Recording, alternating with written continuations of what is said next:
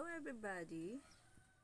Yan, flex ko lang kayo sa ating solar emergency lights. Yan, portable siya kasi ang kanyang solar ay mismo nasa likod na niyan.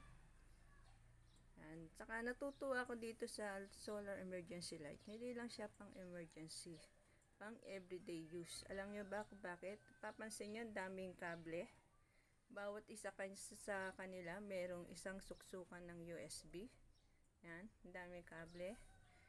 Pwede tayong mag-charge ng mini fan. Ayan, magpo-full charge na nga to. Kanina 87 nung sinaksak ko yan.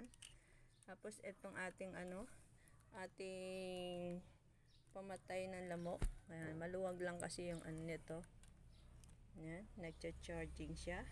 Tapos pwede rin tayong mag-charge ng ganito. Ayan. Kita niyo naman, charging yan. Charging ang ating mini flashlight, pati cellphone.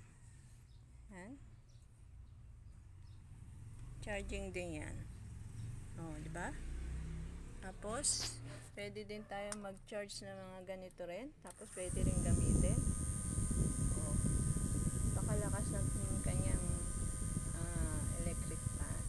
O, diba? Everyday use na rin.